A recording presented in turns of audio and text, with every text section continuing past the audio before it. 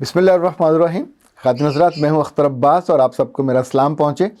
दुनिया भर से जो सवाल आते हैं हर उम्र के लोग करते हैं। बाज़ सवाल बहुत मज़े के होते हैं, बाज़ सख्त सवाल होते हैं, बाज़ नामुनासिब सवाल होते हैं, बाज़ मज़ाक़ खेज़ सवाल होते हैं, बाज़ इम्मेच्योर सवालात होते हैं, बाज़ सवाल ऐसे होते हैं जो पूछने नहीं चाहिए, बाज़ सवाल ऐसे होते हैं जो ज़रूर पूछने चाहिए। पर आज का जो सवाल है इसके बारे में फ़ैसला आप कीजिएगा कि ये किस कैटेगरी में आता है। ये एक 22 साल की बच्ची है जिसने सवाल पूछा और उसने कहा कि मेरी सगी बहन ने मुझको बद्दुआ दी है बेवा होने की और मेरी रातों की नींद उड़ गई है और मुझे समझ नहीं आ रहा कि अपनी बहन की बद्दुआ से मैं कैसे बचूं, और अगर मैं बेवा हो गई तो मेरी ज़िंदगी की सारी खुशी, सारी राहत, हर चीज़ चली जाएगी और मेरे सारे मामूलात ख़त्म हो गए हैं। और मुझे प्लीज़ एक आप हैं जिस पर मैं एतमाद कर सकती हूँ, एतबार कर सकती हूँ, मुझे बताइए कि मैं क्या करूँ। ये सवाल का पहला हिस्सा है।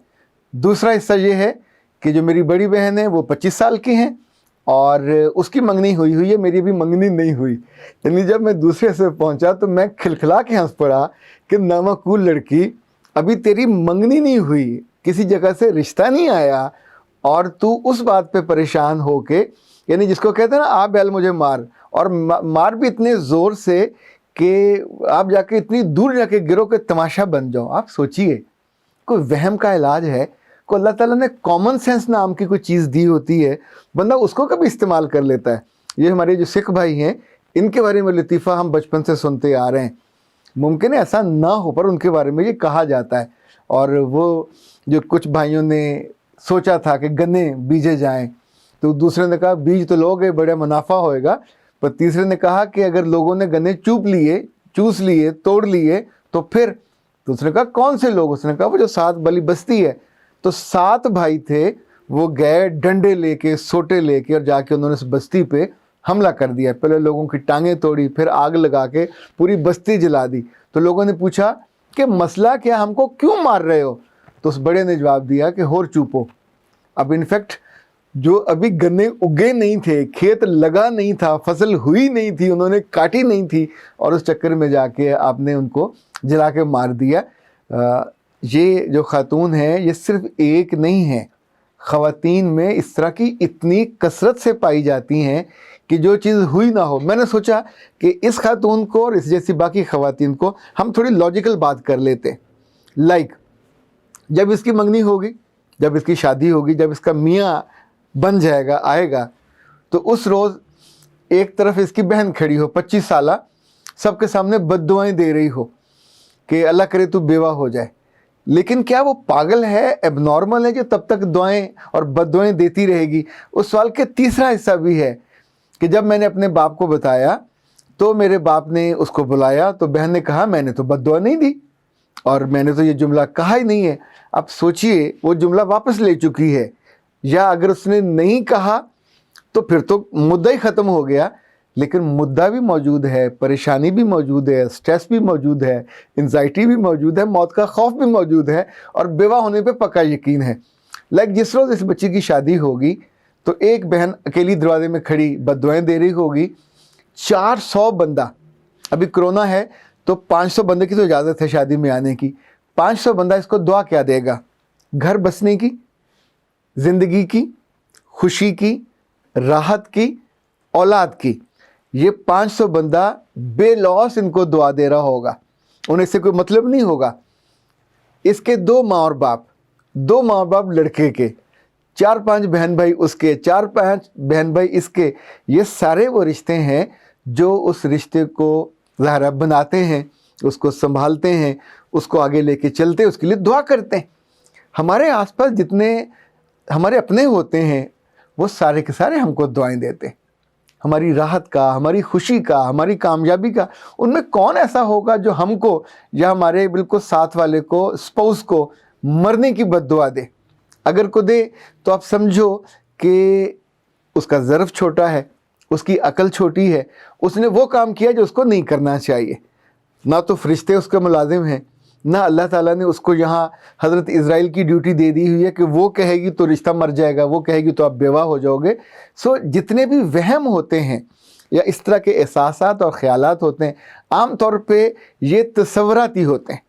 پر ان کی وجہ سے بڑے بڑے معقول لوگ بالکل نامعقولیت پہ اتر آتے، اپنی زندگی کی مضبوطی کو برباد کر لیتے، لوگوں کے سامنے تماشا بن جاتے ہیں۔ آپ سوچیں کہ یہ بچی میرے سمجھانے کے باوجود اگر باز نہیں آئی تو جہاں بھی یہ بات کرے گی کتنے لوگ ہوں گے جو اس کو سیریس لیں گے، اور اگر اس کی بہن بھی موجود ہوئی اور وہاں پھر وہ انکار کر دے کہ میں نے تو کہا ہی نہیں ہے، تو پھر بھی یہ اس پہ سٹریس کرے گی۔ اس طرح کی باتیں کبھی آپ سن لیں تو اس کا جو سب سے اچھا حل ہوتا ہے، فوراً آنکھیں بند کریں، اپنے ہاتھوں کو جوڑیں اور اللہ سے خیر مانگیں، اپنے لیے بھی اور اس بد زبان کے لیے بھی، اس بد لحاظ کے لیے بھی، کہ اے اللہ اس کو ہدایت دے، اپنی زبان سے اس طرح کی بات نہ نکالے۔ یاد رکھیے گا، جو اچھے گھر ہوتے ہیں وہ اچھے گھر دیواروں سے نہیں بنتے، اچھے گھر اچھے لفظوں سے بنتے ہیں، اچھی محبت بھری جملوں سے بنتے ہیں۔ ہم اپنے گاؤں کبھی جاتے تھے تو دادی کو بچوں پہ یا بڑوں پہ ناراض ہوتے دیکھتے تو وہ غصے میں کہتی ہوتی تھی تیرا بیڑا بہ جائے، یہ نہیں کہتی ہوتی تھی، وہ کہتی تھی تیرا بیڑا تر جائے۔ بیٹھنے کا مطلب ہے آپ اس کو مرنے کی اور بربادی کی بد دعا دے رہے ہو، پر آپ اپنے غصے کو ذرا سا کنورٹ کرتے ہو، لائن اپ کرتے ہو، تو وہ آپ کے بسنے کی دعا بن جاتی ہے۔ اس دعا کے لیے نہ تو کوئی ڈگری چاہیے، اس دعا کے لیے نہ آپ کو بہت سارا علم چاہیے، ایک ذرا سا دل چاہیے، وہ بھی زندہ، ایک ذرا سا دل چاہیے جو دوسروں کی خیر خواہی کرے، جو دوسروں کو ڈبونے، مارنے، مروانے۔ اس بچی سے میں نے کہا کہ اللہ کی بندی، اگر تمہیں پکا یقین ہے کہ تم بیوہ ہو جاؤ گی تو 2-3 باتیں مجھے کنفرم کر دو۔ اس نے پوچھا وہ کیا؟ تو میں نے اس سے کہا کہ کیا تم جہیز میں کوئی تلوار لے کے جاؤ گی، وہ بھی 2 دھاری؟ اس نے کہا نہیں۔ تو میں نے اس سے پوچھا کیا تمہیں کوئی ریوالور وغیرہ لے جانے کا موڈ ہے؟ ظاہر یہ تمہارے پاس ہوگا تو تم جا کے اس کو شوٹ کرو گی۔ یا دوسری صورت ہوتی ہے کہ بندہ پہلے سے ناراض ہو، کسی کو پیسے دے، کرائے کا گنڈا ڈھونڈے، اس سے مروائے۔ نہ تم خود مارنے والی ہو، نہ مروانے والی ہو، تو باقی سارے لوگ تو دعائیں کرنے والے ہیں زندگی کی، تمہاری زندگی کی بھی، تمہارے رشتے کی زندگی کی۔ اور سب سے اہم بات یہ ہے خاتون حضرات کہ رشتہ ابھی ہوا ہی نہیں ہے، اور مجھے نہیں لگتا ابھی کوئی 2-4 سال اور ہونے کا امکان بھی ہو۔ تو کیا اگر یہ فرضی بد دعا اس وقت تک حالت استراحت میں یوں بیٹھی رہے گی، سوئی رہے گی کہ جو ہی رشتہ ہو تو میں اٹھوں اور جا کے لگ جاؤں؟ اللہ معاف کرے، ہم کس دنیا میں رہتے ہیں؟ ہمیں نہ اپنے رب پہ یقین ہے، نہ اپنے ایمان پہ یقین ہے۔ اللہ تعالیٰ کیا اس طرح کے ہر آتے جاتے بندے کی بد دعائیں سن کے اگر قبول کرنے لگیں تو اس دنیا میں تو کوئی زندہ باقی نہ بچے۔ یہ سارے شریکے والے، یہ ساری سوکنے، وہ جو ذرا سی بات پہ لڑکیاں ایک دوسرے سے لڑ پڑتی ہیں تو کبھی کبھی منہ سے بری باتیں نکل جاتی ہیں، نہیں نکلنی چاہیے، یہ اصولی طور پہ لازم ہے، اس کو سمجھنا چاہیے۔ اپنی زبان کو پھول بنانا چاہیے، کانٹے کیوں بناتے ہیں؟ اپنی زبان کو مٹھاس بنانا چاہیے، زہر سے کیوں بھرتے ہیں؟ اپنی زبان کو انسان کی، بہتر انسان کی، اشرف المخلوق کی زبان بنانا چاہیے، کیوں آپ اس کو ایک زہریلے بچھو کی زبان بناتے ہیں کہ جو جب کاٹے تو پھر جان لے کے چھوڑے؟ بہن بھائی ہوں، عزا و کارب ہوں، یا ایون دوست احباب بھی ہوں، کبھی غصے میں بھی ہوں، دوسرے کے بارے میں برا کہنے کا من بھی ہو، تو اپنی زبانوں کو روکا کرے، اپنے دل کو سمجھایا کرے۔ اللہ نے آپ کو انسان بنایا، بہتر انسان بنیے، شاندار انسان بنیے، تاکہ اس کے ہاں جا کے آپ کو شرمساری نہ ہو، شرمندگی نہ ہو۔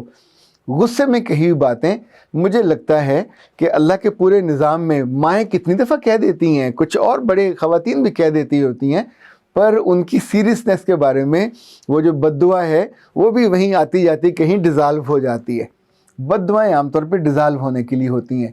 جب کوئی بہت کسی سے دکھی ہو، کسی نے اتنا بڑا جرم کیا ہو، کوئی مکروہ کام کیا ہو، تو پھر ہم اس کے لیے بد دعا کرتے ہیں، وہ بد دعائیں جا کے لگتی ہیں۔ یا کسی ایسے بیچارے کو، محروم کو اور پسے ہوئے طبقے کے کسی آدمی کو آپ اس پہ ظلم کر دیں، اس کا حق سلب کر لیں، اس کی زندگی اور اسے بالکل بے دست و پا کر کے مار دیں، تو اس کے پیارے، اس کے عزا و کرب بد دعا دیں گے، وہ سنی جاتی ہے۔ مظلوم کی سنی جاتی ہے، جس پہ ظلم ہوا ہو اس کی سنی جاتی ہے۔ یوں ایسا تھوڑی ہوتا ہے کہ آپس میں بیٹھے ہوں اور آپ نے کچھ کہہ دیا ہو۔ لیکن جو سب سے اہم بات ہے، یہ اس لیے میں نے بطور خاص آپ سب کو یہ بات بتائی، اس لیے نہیں کہ آپ مسکرائیں، اس لیے کہ اس وہمی لڑکی کی طرح अपने आप को वहमी मत बना दीजिए। आप वहमी बन जाओगे तो तमाशा बन जाओगे। ये कॉमन सेंस की चीज़ है, इसका बहुत बुनियादी ताल्लुक आपके ईमान से है। अगर आपका ईमान एक खाली ढोल है, वो भी फटा हुआ, और आपका अल्लाह से कोई ताल्लुक नहीं है, वास्ता नहीं है, तो फिर सोचिए कि वो किसी की भी सुन लेगा। पर अगर वो अल्लाह आपका है और आप उससे मोहब्बत की डोर से बंधे हुए हैं, तो वो क्यों आपको मारेगा या क्यों आपके प्यारों को मारेगा? जितनी मजबूत डोरी, जितना मजबूत ताल्लुक आपका होगा, इस तरह की सब बेफजूल बातें किसी काम की नहीं होती, ये सब वहीं की वहीं रह जाती हैं। अलबत्ता मजबूत आपको अंदर से होना चाहिए, अपने ख्यालात के लिहाज से भी, ईमान के लिहाज से भी, एतकाद के लिहाज से भी। और जो हर आती जाती फजूल चीज़ को पकड़ के पालने लग जाए, उसका वज़न इतना ज़्यादा हो जाता है कि आप उसके नीचे दब के फिर कराहते रहते हैं और दूसरों को मदद के लिए बुलाते हैं। कोई आए भी तो कैसे मदद करे आपकी? एक ऐसा वज़न है जो असल में मौजूद ही नहीं है, तसव्वुराती है। तसव्वुर के साथ ज़िंदगी नहीं गुजरती। अख्तर अब्बास को इजाज़त दीजिए। अस्सलाम वालेकुम।